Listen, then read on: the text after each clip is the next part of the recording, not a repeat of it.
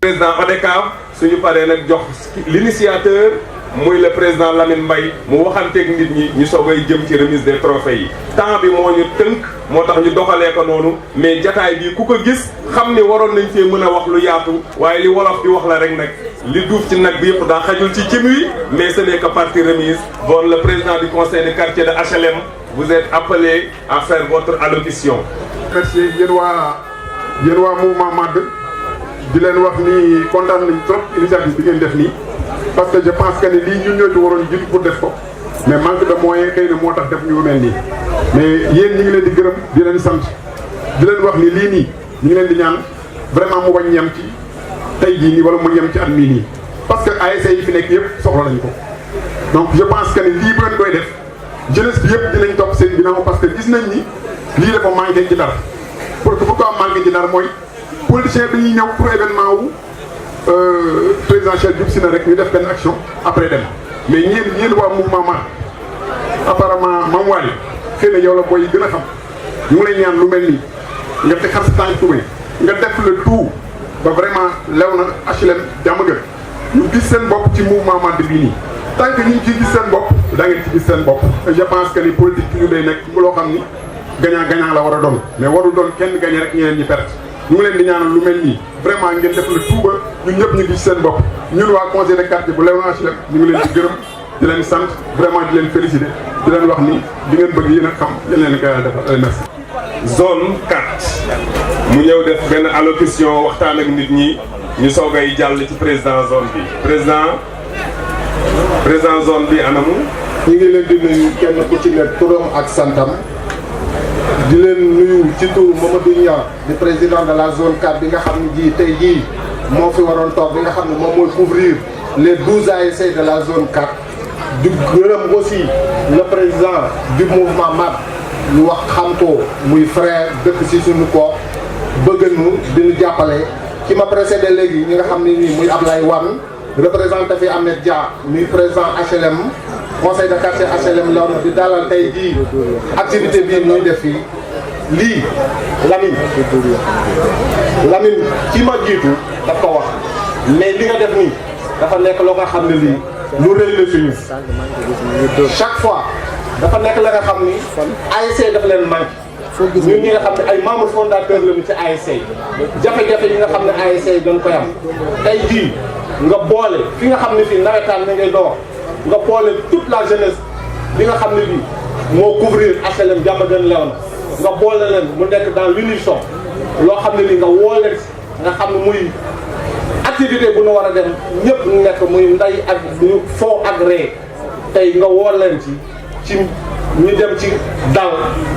génn si dugg seeg bisimilah rahmaani rahim génn seeg alhamdulilah rabbil alamin. ñu nuyu di sant ñëpp ñi fi teew di jiital si ñoo bi le président du MAD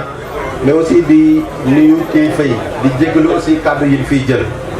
di rafetlu jotaay bi bu baax a baax di wax ni ku jàppale une ASC rek jàpp na ni jàppale nga les 132 ASC du département de Saint-Louis parce que tey ODCAV de Saint-Louis 13 zones la ODCAV de Saint-Louis 132 ASC la ODCAV de Saint-Louis si la zone 4 boobu donc bu dee MAD tey le mouvement MAD dañu jël initiative pour jàppale association yi ñu ngi koy sant di ko gërëm ci loolu di wax ni rafetlu nañu lool lu muy ànd ak la jeunesse maa ngi koy fàttali léegi inspecteur gisoon naa fan yii passé mu présider une finale au niveau du terrain Kip tey jii ma gisaat que muy def lii pour les associations de Diamaguène. ñu jàll ci président MAD te jaaruñu d'abord ci l'inspecteur des sports monsieur Pape Samba Ly ñu jox ko kaddu gi mu communiquer ak gars yi tàcc leen ko bu baax. L'inspecteur, merci d'avoir honoré de votre présence cette cérémonie. Merci beaucoup monsieur l'inspecteur. Voilà, merci maa ngi nuyu ñi fi teew yëpp seen tur ak seen sant. Voilà, di rendre hommage doyen Seck. Je pense que ci famille bi la bokk ba léegi te li mu fi wax dafa naa kenn du ko teg. C'est l'occasion pour man vraiment di réjouir d'abord ci initiative bi di wax ni déjà place bi trait d'union la entre Diamaguène ak HLM. Voilà mu nekk lu rëy ci man parce que am naa benn pas Diamaguène am naa benn pas HLM te je pense que fii ñi fi nekk ñëpp tey jii mënoon naa bañ a wax parce que c'est ma famille que je retrouve vraiment di saluer initiative bi di wax ni déjà par rapport ak thème bi muy sportivité fraternité c'est des valeurs sportives voilà waaye sax junj na ko ni parfois on se sert d'un prétexte muy le jeu pour inculquer ces valeurs-là. C'est important parce que dañu yaakaar ne ñun sport wala football foo la mais foo buy njëriñ la en tout cas je pense que cérémonie bi au-delà de li ñuy joxe moi je pense que c'est un clin d'œil parce que c'est un mouvement de développement te je pense que association yi orienté nañ leen vers lu ñuy tuddee des associations de troisième génération mooy association yi nga xam ni au-delà des activités sportives dama tourner vers le développement vers les activités économiques loolu mooy tax ñu mën a am seen autonomie et je pense que le président war na mën comprendre loolu ni mu defal jigéen ñi aussi mu mën a outiller ces ASC là en les capacitant mais en leur disons may leen possibilités yi aussi ñu mën a am des financements si c'est possible c'est important parce que loolu day tax au moins ñu mën am autonomie. Mbaye ak Lamine Mbaye wala dana ni Diamaguène seen yaakaar dekkiwaat na ci diggante ñaar ñuy toog muy Lamine ak Mbaye président Lamine vous avez la parole. Asalaamaaleykum wa rahmatullahi taala wa barakatu. maa ngi nuyu képp ku fi teew di tàmbali sama wax di nuyu délégation bi jógee Sundoone jógee kër imam Mouhamed Abdallah Cissé muy suñu kilifa suñu wasila mu yar ñu tette ñu yee ñu di nuyu suñu mag Cheikh Yérim Seck di suñu mag sama doomu ndey di nuru képp ku fi teew si kilifa ci Ndar ci Buqeefal ci kontaan ci suñuy jigéen d'abord Adja Data Gueye Adja Aran Diallo Adja Ndeye Gueye Adja maire projet moom loolu nii day Khady Gueye macha allah sunu mag la ah di nuyu képp ku fi teew si jigéen waxtewu ma waa Sundoone samay sœur nga ne toog donc ku déggul sa tur xam ne yaa ngi ci biir nuyoo bi di nuyu également suñu kilifa yi ci inspecteur des sports de la jeunesse et des sports le président de l'ODCAV le président de la zone 4 le président des conseils de quartier de Diamaguène HLM et Léona vraiment di nuyu képp ku fi teew ku déggul trop rek moo xam ni dañ doon jéem matal pour nuyu képp ku kilifa yi fi teew di kontaan ci initiative yi parce que lu ko moom Ndar moo ko moom Diamaguène moo ko moom HLM moo ko moom Léona moo ko moom zone 4 bi mooy zone bu gën a yàlla dafa def bayre moo am popularité boo xam ni aussi parfois sunu match yi nekk les matchs de tension ñu ñëpp dund nañ ko ndax bi scission bi di am entre HLM Maison Blanche ak Léona yooyu yëpp ñu ngi toog ñu ngi ko fekkee nañ ko alors bu ñu demee ba tey ñu kon nanu balaa nawetaan bi di sore wala di tàmbali ñu woo suñu ay rakk wax ak ñoom ñaax leen wax leen ni leen wax bu ñaaw kenn du ko ji parce que du mel ni lu dul loo xam lu safaan wax lu ñaaw wax lu rafet moo war a nekk diggante jaam yi diggante nit ñi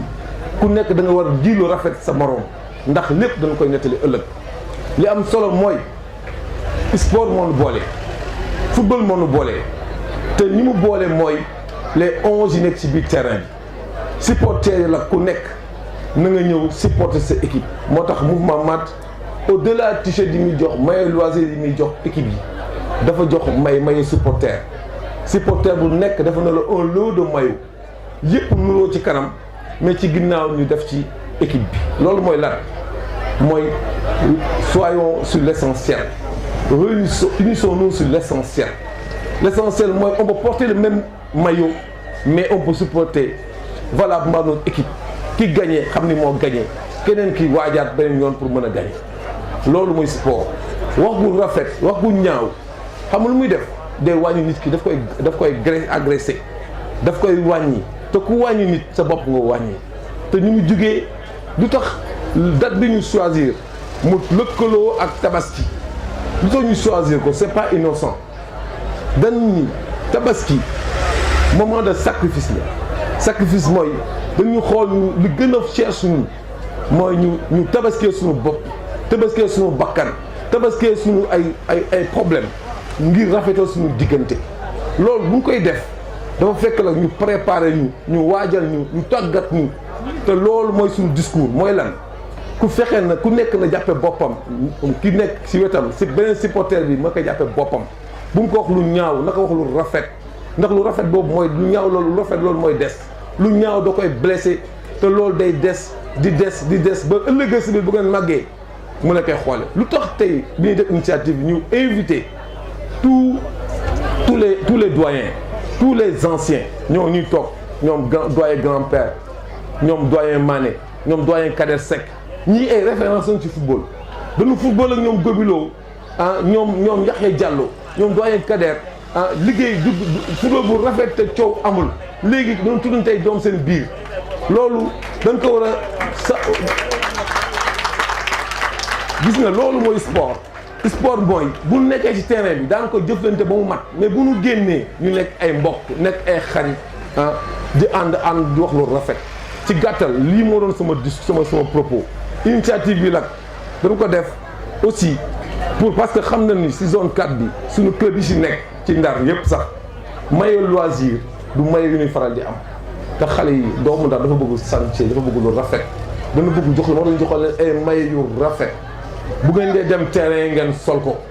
bu ngeen ko duggee ñu supporter leen supporter bu ngeen gañee alhamdulilah bu ngeen gañewul alhamdulilah mais bu ngeen ñibbee seen kër ngeen kontaan parce que loo mën ci dégg xam ngeen ni am na ñoo xam ni ñu ngi seen biir gox te ñu ngi leen di xalaat bu ngeen xalaatee ni am na ay jeunes yi comme yéen muy man muy samay frère Mame Wale muy samay frère Babacar Dieng Oumar Mbaye ak ñeneen ñi nekk ci biir MAD ñu ngi leen di xalaat lu nu am ñu ngi leen koy yéene loolu pour lan parce que li war defar dëkk bi ci yéen la war a jóge du ngeen xaar kenn di leen ci fekk su ngeen ci nekkee la ku ñëw fekk leen ci fekk leen ci alhamdulilah ku leen ci fekk yéen a ngi jéem pour seen gox dem te jàmm gën HLM lew na incha allah day dem parce que jeunes ñu engagé ñoo fi nekk te xam naa ni am ngeen taxawaay am ngeen fulla du ngeen bàyyi ñu leen di nax taxaw jéem leen dugal ci yoo xam ne nekkul jàmm moo fi mën a am ci biir Ndar nit ñëpp dañu war a nekk benn ku ñëw di leen wax lu ñaaw ci nit bu leen ko déglu dégg nga politique du lenn lu dul defar sa gox ku ñëw defarul gox seen gox ñëw da leen wax sañ leen ma carte la leen di nax loolu la leen di yee aussi parce que c'est des occasions pour parler à la jeunesse pour les éveiller pour ñu xam ni ànd bi du naxante liggéey la ku liggéey ku liggéeyul na dem xaar dem jéem a liggéey c'est très important te incha allahu rabi la jeunesse sénégalaise est très éveillée très engagée très motivée par rapport aux scrutins qui vont venir incha allah donc en clair ñu ngi jéggalu ci gàttal bi ci guddal bi mais c'est le message qu'on voulait lancer à nos jeunes pour dire tout simplement que le mouvement navétane vient de débuter. C'est l'occasion pour le mouvement, pour la synergie des actions de développement, d'inviter la jeunesse de Diamaguène, HLM Léona et toute la jeunesse sénégalaise de se réunir autour de l'essentiel, qui est de faire du sport sans se proférer des injures. L'injure n'est qu'une blessure, n'est qu'un propos, qu'un procédé pour atteindre l'autre en mal. Et ça retourne contre l'être humain que nous sommes. Nous devons nous dire de belles choses, des mots aimables, des mots qui puissent aider à pouvoir grandir, faire grandir la personne humaine. C'est ça qui va motiver tout un chacun, les personnes ressources qui sont autour de vous et qui le suivent. Le mouvement Nawetan,